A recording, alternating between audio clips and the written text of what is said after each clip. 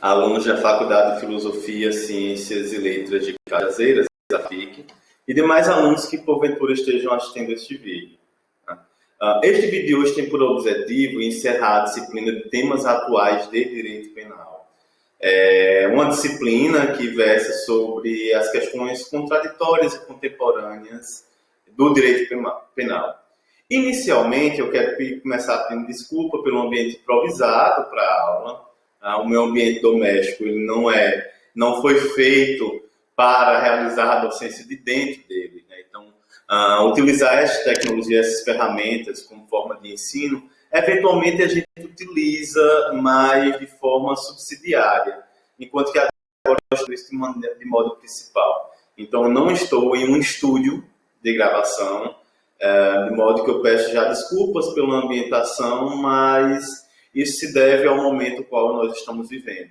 Então, estamos passando, como vocês bem sabem, o Brasil inteiro deve saber, por um surto epidêmico de coronavírus, na verdade, trata-se de uma pandemia de caráter global. São os males da globalização. Né? A globalização traz bônus e traz ônus também, alguns males também, e esse é um desses males, né, que nós enfrentamos, o fato de que quando uma doença ela existe, ela não para em um único lugar. Ela acaba se dissipando e, porventura, ganhando status global, como está acontecendo com o coronavírus. Desse modo, né, estamos impossibilitados em isolamento social, uma conhecida quarentena, de modo que todas as instituições, não apenas a FAFIC, estão adaptando o seu ensino ao modo virtual. É uma coisa muito urgente e, ao mesmo tempo, rápida que está acontecendo essa modificação. Então, estamos enfrentando aí todos, tentando nos acostumar com um novo ambiente de aprendizagem, que é o meu espaço doméstico, o espaço doméstico de vocês, que sempre foram espaços de estudos, na verdade, mas que agora isso acontece de uma maneira diferente. Então, é a primeira vez que eu estou dando uma aula a partir de minha casa. Peguei minha sala de estudos, né, e adaptei de alguma maneira essa parcela da sala. Eu tive que isolar uma parte e tudo. Foi um momento de adaptação para que eu conseguisse ministrar essa aula para vocês. Na verdade, não é uma única aula, são duas aulas separadas, em que nós iremos encerrar o conteúdo de temas atuais de direito penal. Óbvio que a disciplina é muito abrangente, é muito ampla, de modo que cabe ao professor fazer um recorte muito preciso. Na verdade, se fôssemos falar de temas atuais de direito penal, a gente precisaria de uma graduação inteira, né? Um mestrado, doutorado, para se aprofundar nisso, nas questões mais emergentes. Não é o caso de uma disciplina isolada, de uma especialização. A gente, então, faz um pequeno recorte, tá? Como eu fiz com vocês, em adotar como recorte para a disciplina, trabalhar os princípios do direito penal, mas não naquele sentido clássico e maciço que nós normalmente vemos na graduação. Nós já vimos bastantes coisas aprofundadas, vimos algumas questões bastante polêmicas, como a lei antiterrorismo, a criminalização dos atos preparatórios na lei antiterrorismo, vimos a questão da descriminalização do porte de drogas para consumo pessoal, os argumentos contra e a favor. Então, vimos uma série de questões atuais, controversas, né, e controversas do direito penal. Hoje nós vamos encerrar com dois temas. Né? Vamos encerrar essa disciplina com dois temas. Tá? O primeiro, né, encerrando com o princípio da culpabilidade, nós trabalhamos uma série de princípios do direito penal já antes. Vamos agora trabalhar alguns princípios mais latos, né, mais amplos, e outros menos abrangentes, que se encontram no interior de alguns princípios mais lato sensu, como a gente trabalhou antes em sala de aula. Tá? Então, é uma complementação do que a gente viu em sala de aula, um encerramento, e vamos trabalhar ainda, né, em uma outra aula, na aula a seguir, sobre a teoria do delito. Eu pretendo mostrar para vocês um pouco, né, bem en passant, bem a maneira bem rápida, para que a disciplina mereceria, né, para que esse tema mereceria, qual o atual estado da teoria do delito. Então, a teoria do delito, atualmente, ela apresenta... Não, sempre foi uma questão problemática, a teoria do delito, o que constitui o que nós chamamos de crimes, seus elementos, como tratar esses elementos, etc. Subelementos dentro dos elementos do delito. Sempre foram coisas muito controversas, mas hoje nós vamos ver um pequeno estado da arte disso para encerrarmos a disciplina. Tá?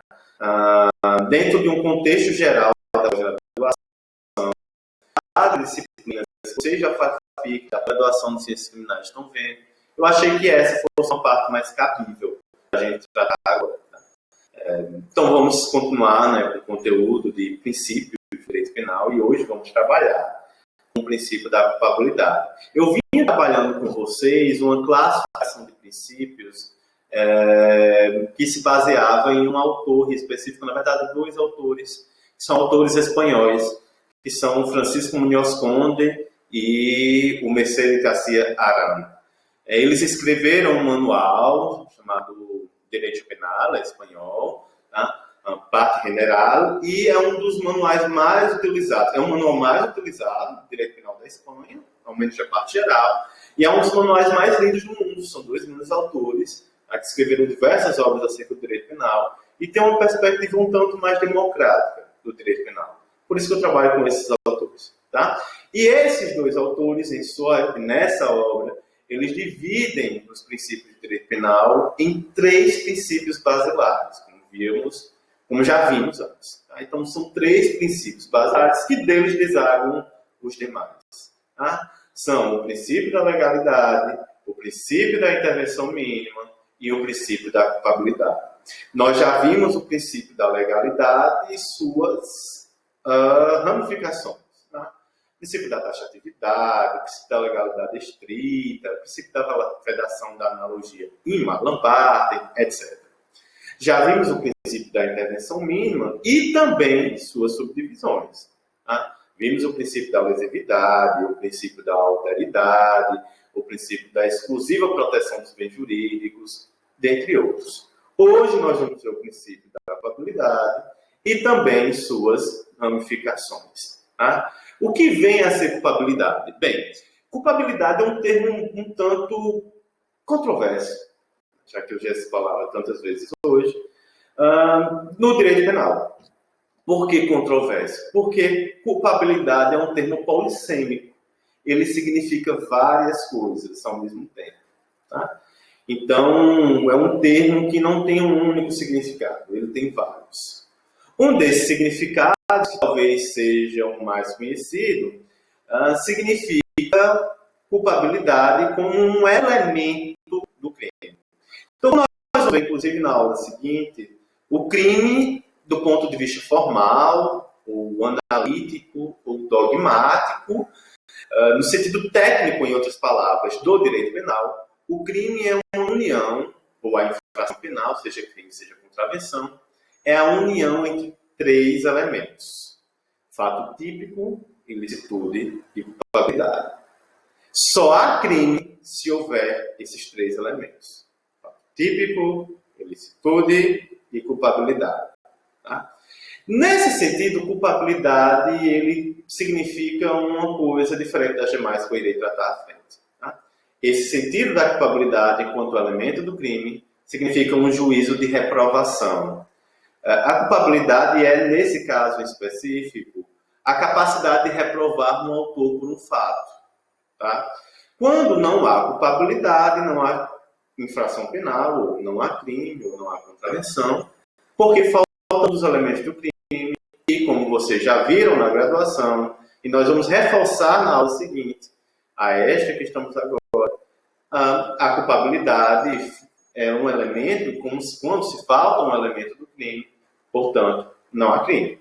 Se falta um desses 3 elementos, fato típico, ilicitude ou culpabilidade, não há crime. Por quê? Pela ausência de um dos elementos, já que o crime, do ponto de vista formal, é uma união entre 3 elementos: típico, ilicitude e culpabilidade.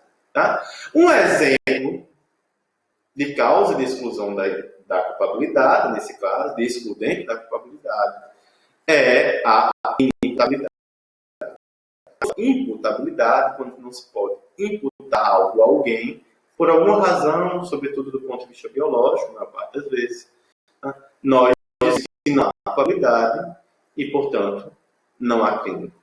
É o caso de um menor de idade, de um jovem, de um adolescente de 16 anos, que pratica um ato infracional semelhante, análogo ao homicídio, por exemplo. Esse adolescente de 16 anos, ele não praticou um crime do sentido técnico do termo, tá? No sentido bem técnico, no sentido penal. Ele praticou um ato infracional. Esse ato infracional, ele vai ser sancionado em um outro ramo do direito, que não é o direito penal. Tá? Para que haja crime, é necessário que haja imputabilidade, que é um dos elementos da culpabilidade. E não é o caso quando alguém é adolescente. Um adolescente, ele é, do ponto de vista do direito penal, um inimputável, ou seja, a ele a gente não pode imputar, atribuir um fato criminoso. Tá? Mais uma vez, vai constituir um outro tipo de infração, mas não é uma infração. Infração conforme o que está disposto no Estado da Criança e do Adolescente, pelo penal. Tá? Esse é um primeiro sentido de culpabilidade. Um outro sentido de culpabilidade é a culpabilidade como um elemento de determinação da pena. Tá?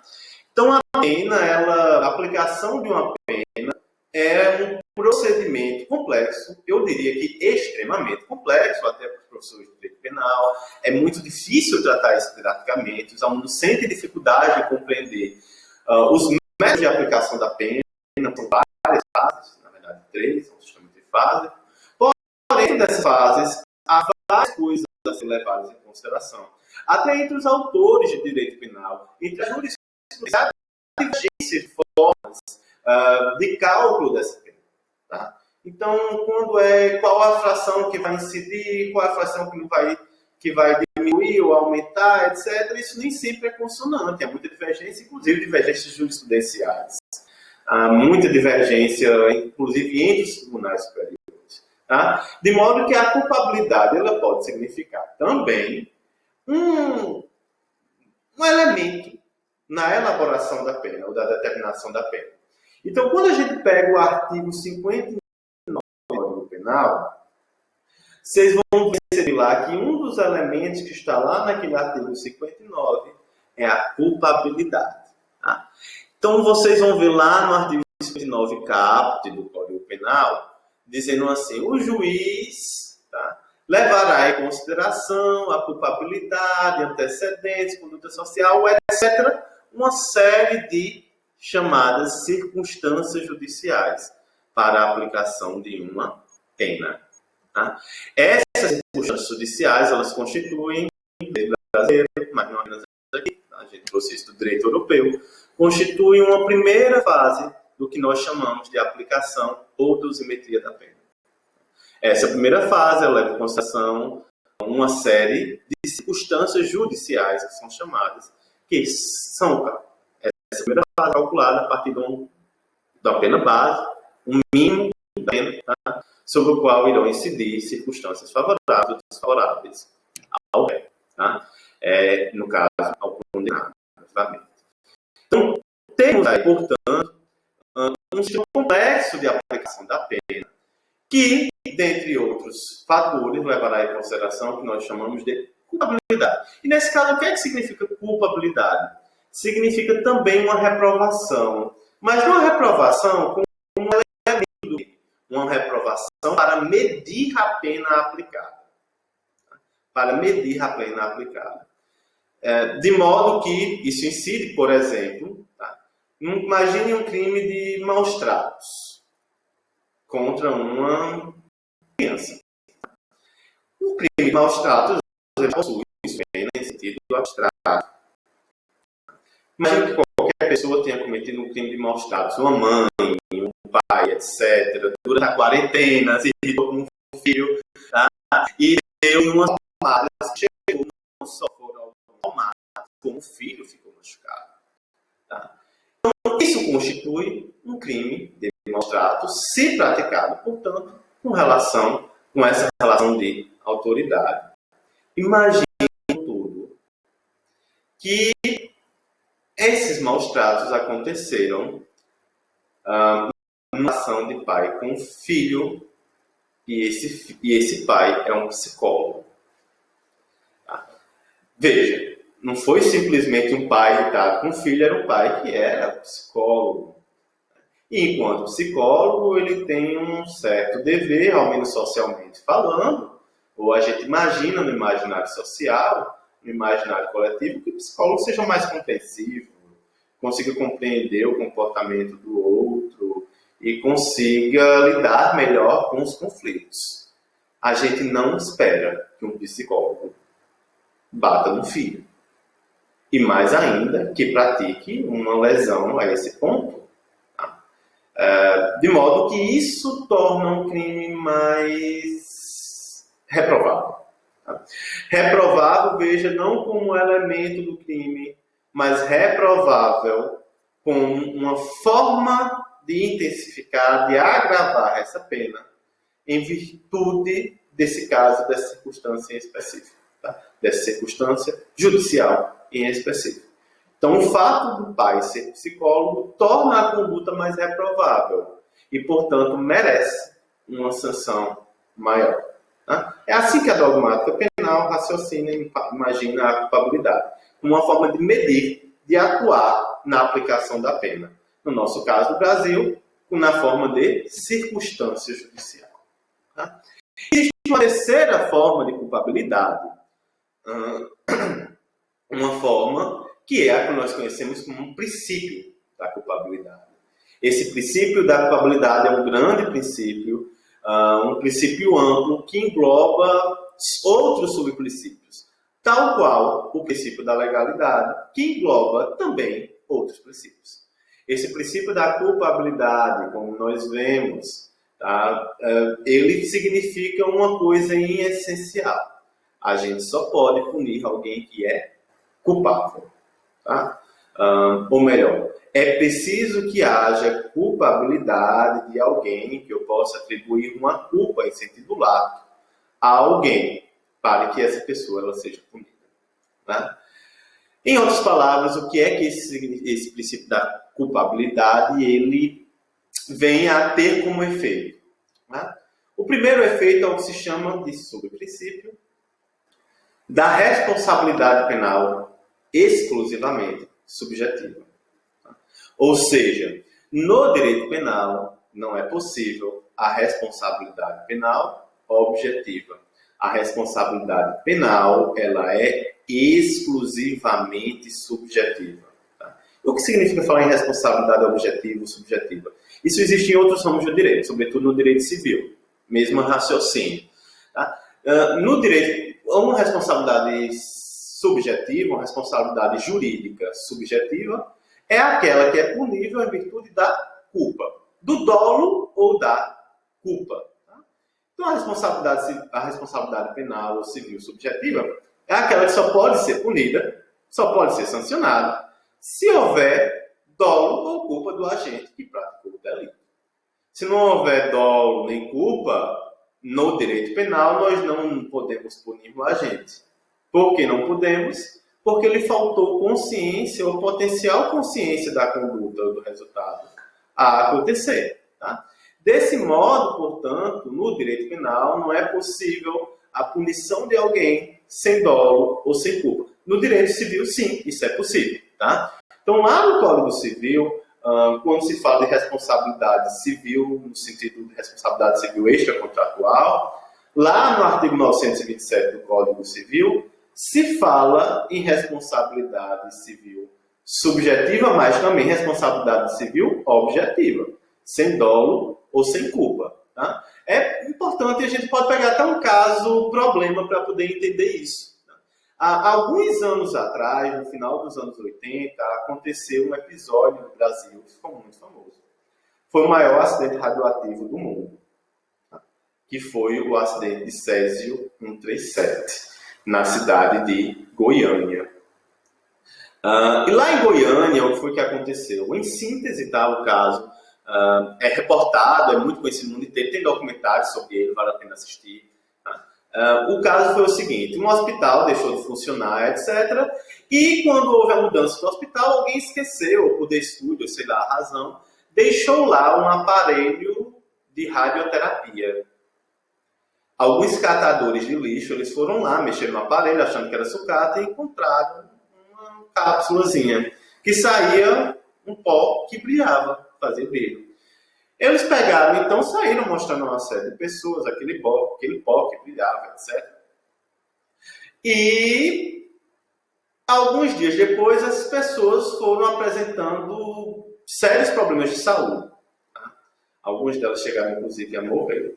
Se descobriu, portanto, que aquele material, era um material altamente radioativo de Césio-137. Tá? Césio-137. Foi o maior acidente radioativo da história. Tá? Boa parte da cidade de Goiânia foi isolada, etc. Quem assistiu o documentário vai ver que o caso ele é interessantíssimo. E o que foi que aconteceu nesse episódio do Césio-137? Várias pessoas foram civilmente responsabilizadas, inclusive o Estado. Aí você pergunta assim, mas o Estado teve culpa do que aconteceu? O hospital se mudou, etc. e tal? De fato, o hospital não teve culpa do que aconteceu. Mas a responsabilidade, o Estado não teve culpa do que aconteceu. Mas a responsabilidade do Estado, nesse caso, é uma responsabilidade objetiva. Ou seja, ela independe de culpa. E, portanto, o Estado, por uma ausência de dever de fiscalizar, inclusive, tá? Ele tem a responsabilidade, o dever de indenizar as pessoas que foram vítimas do acidente de Césio-137. No direito penal, isso jamais pode acontecer. Inclusive, é um grande problema de imputação quando a gente leva em consideração pessoas jurídicas. Veja, o grande problema no caso das tragédias da Vale, de Brumadinho e de Mariana, é se podemos imputar o fato a diretores da empresa. Por quê? Porque para imputar um fato a alguém, eu preciso que haja dolo ou culpa. E será que houve dolo ou culpa dos diretores da empresa? Isso é algo que precisa verificar. Essa é uma parte extremamente difícil do que se chama de direito penal econômico, a imputação, atribuir a imputação a isso. Porque nem sempre diretores, CEOs, etc., grandes executivos, possuem consciência de determinados fatos dentro da empresa. A gente não pode imputá-los objetivamente, diretamente, porque simplesmente a pessoa tem o dever de saber. Tá? Essa responsabilização ela só pode acontecer a título de dolo ou de culpa. Tá? Então, esse é o primeiro subprincípio importante do princípio da culpabilidade, que é a responsabilidade penal exclusivamente subjetiva. Está vedada a responsabilidade penal objetiva, ou seja, a responsabilidade penal simplesmente pelo resultado. A responsabilidade penal pressupõe a consciência ou a possibilidade de conhecer daquele fato. Tá? A possibilidade concreta de conhecer aquele fato. Um outro princípio importante, subprincípio importante do princípio da culpabilidade, é o princípio da responsabilidade penal pessoal ou individual. Tá? Ou também chamado de princípio da intranscendência. Ou seja, só pode ser punida a pessoa que praticou a conduta delituosa, seja em autoria, seja em participação. A pessoa que não praticou em autoria ou participação, ela não pode ser punida por uma conduta. Isso acontecia muito antigamente, ou na antiguidade, ou nem precisa ir tão longe também. Tá? Teve episódios aqui no Brasil, posso até contar depois. Mas na antiguidade era comum que quando alguém praticasse um delito, não só aquela pessoa fosse punida, mas também sua família. Quem não se lembra do Código de Hammurabi? Que se alguém matasse o irmão de uma pessoa, poderia também matar o irmão da outra, enfim, questões dessa natureza. É uma das questões, inclusive, que se fala da importância do Código de Hammurabi como uma limitação dessa forma de punição, tá? Porque ele agora, né, a partir do Código de Hammurabi, teria sido deixado de punir, etc. Condutas essa forma de punição, que envolvia e punir também outras pessoas da família que não tinham dado causa a determinado fato. Tá? Mas no Brasil também isso aconteceu. Não precisa ir tão longe no Código Rural. No Brasil isso também aconteceu. Ora, para quem não sabe, o processo de Tiradentes, lá no final dos anos 1700, o processo que executou Tiradentes, foi um processo que teve repercussões penais não só para Tiradentes, né, que foi publicamente forcado, esquartejado, suas partes foram distribuídas ao longo da cidade, etc., mas também para sua família. Um resultado penal, um efeito da condenação de Tiradentes foi declarar a família de Tiradentes infame. E a declaração de infâmia tinha uma série de efeitos penais. Ou seja, isso é um caso típico de responsabilidade penal não individual, ou seja, de transcendência da responsabilidade penal, o que não pode acontecer. Hoje em dia, vigora no direito penal o princípio da intranscendência da responsabilidade penal pessoal. Um outro subprincípio importante da culpabilidade é o subprincípio da responsabilidade penal pelo fato, e vedando, portanto, a responsabilidade penal do autor. Isso significa que, óbvio, o autor é que vai ser julgado, condenado, é só ele que pode ser preso. Porém, tem um outro significado que é eu vou ser julgado pelo que eu fiz. O autor vai ser julgado pelo que ele fez e não por quem ele é. Tá? Existe uma série de exceções a isso, existe uma série de discussões, etc. Mas a regra dentro do direito penal democrático é que ninguém pode ser julgado pelo que é.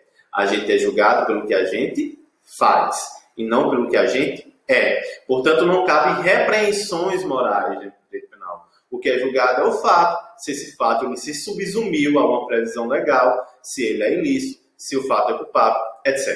Tá? Então, temos aí essa responsabilidade penal pelo fato como subprincípio da culpabilidade, vedando a responsabilidade penal pelo autor.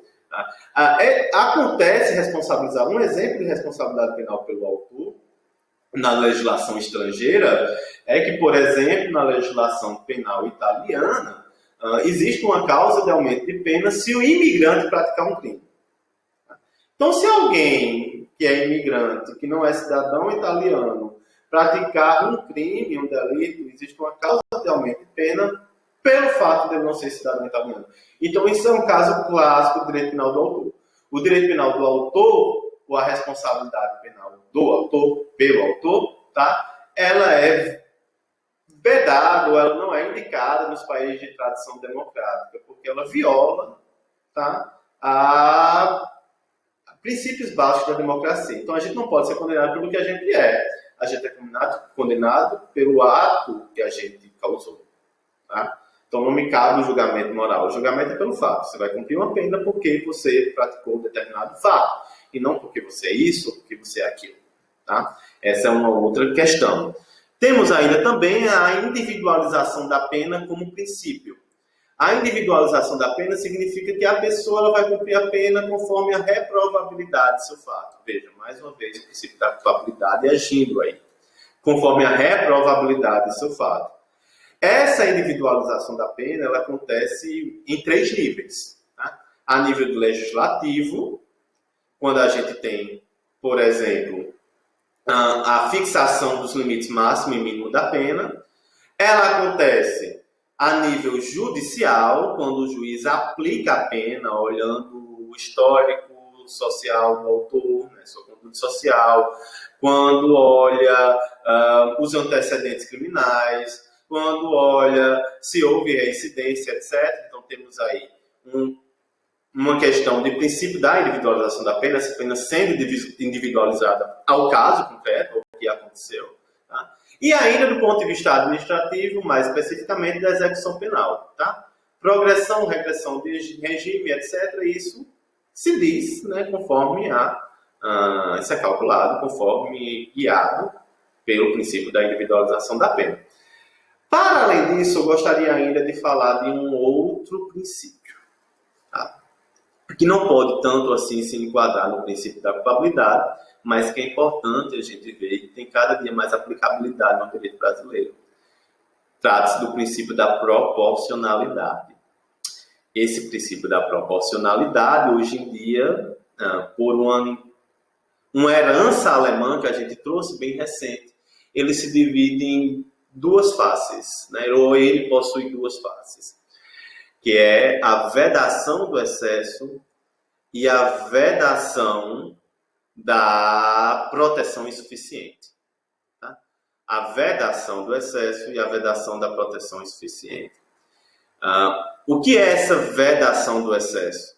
É evitar que as coisas sejam desproporcionais. Tá? Eu trouxe até aqui para vocês um caso, eu vou ler para vocês o artigo, de incidência da aplicação do princípio da proporcionalidade em sua face da vedação do excesso. Tá? Então, o artigo 273 do Código Penal diz assim: falsificar, corromper, adulterar ou alterar produto destinado a fins terapêuticos ou medicinais. Esse é o caso, tá? Pena, reclusão de 10 a 15 anos e multa. Ou seja, se eu falsificar, adulterar, etc., produtos terapêuticos ou para fins medicinais, eu tenho uma incidência de uma pena de 10 a 15 anos. Isso é crime hediondo, inclusive, segundo o inciso 7º-B da Lei 8.072 de 1990, que é a Lei de Crimes Hediondos. Tá? Temos aí um problema. Tudo bem, falsificar medicamento, crime, né? É um crime punido aqui, segundo a pena de 10 a 15 anos, segundo o Código Penal. Mas temos um outro problema, por exemplo, vocês estão vendo minha calvície. Eu uso medicamento para tratamento da calvície. Eu uso minoxidil.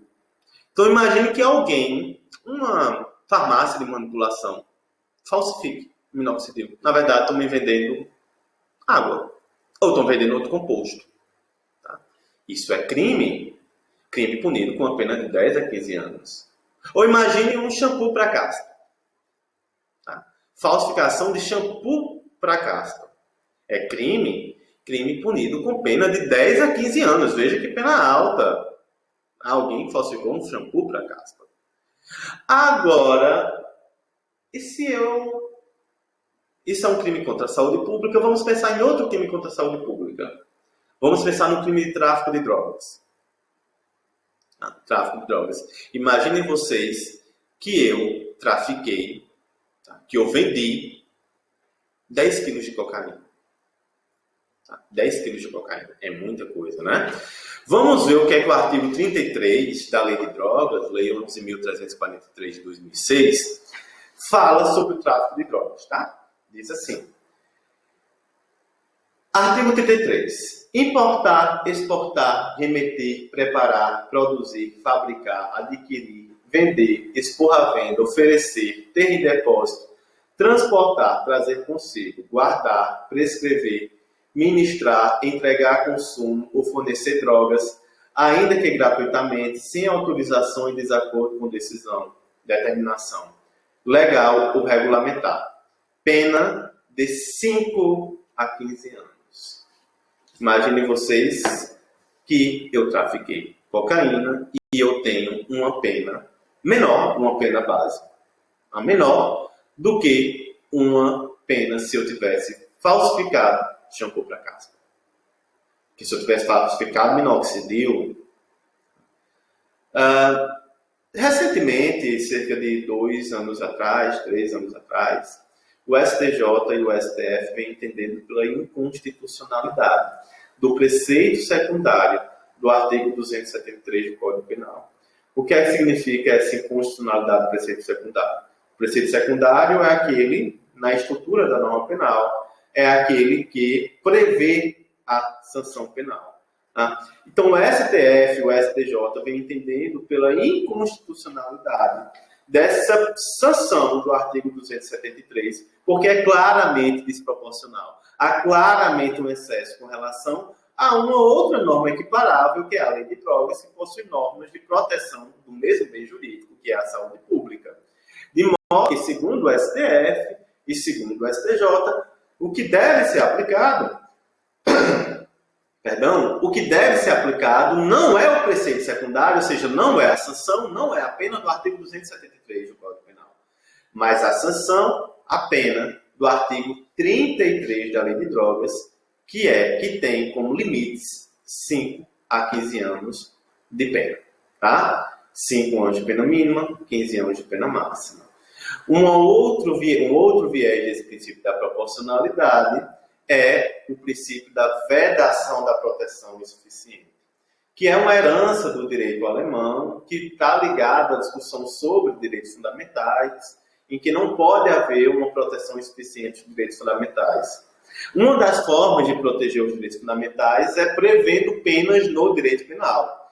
Então, quando a gente diz lá no artigo 121 do Código Penal, crime de homicídio, quando a gente prevê uma sanção de 6 a 20 anos, aquela sanção que lá existe, ela existe para, ao menos em tese, tá? Para proteger aquele bem jurídico, que é a vida. Então, a previsão, o tipo penal de homicídio, lá do artigo 121 do Código Penal, matar alguém, pena, reclusão de 6 a 20 anos, aquele tipo penal, aquela norma penal incriminadora, ela existe para evitar que alguém pratique aquela conduta de matar alguém, porque se praticar, vai estar sujeito a uma sanção, no caso do homicídio simples, de 6 a 20 anos. Tá? E para se evitar isso, é que se prevê aquela sanção.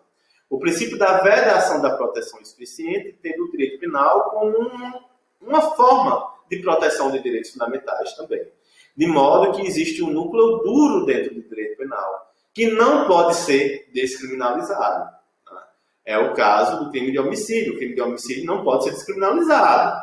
Se hoje o Congresso Nacional dissesse, que não iria acontecer, mas é só um exemplo ao absurdo, tá? Imagine que o Congresso Nacional quisesse descriminalizar o delito de homicídio. E dizer, agora o homicídio é permitido. Tá? Isso não poderia acontecer devido a um princípio que tem sido adotado pelo direito penal brasileiro, que é o princípio da vedação da proteção insuficiente. Tá? Então, encerramos aqui o nosso conteúdo de princípios do direito penal, nesse meio um tanto precário, que é o meio virtual, mas acredito que ficamos satisfeitos. Estou disponíveis para maiores dúvidas, pode deixar nos comentários, ou mesmo entrar em contato comigo por outros meios. Ok? Obrigado.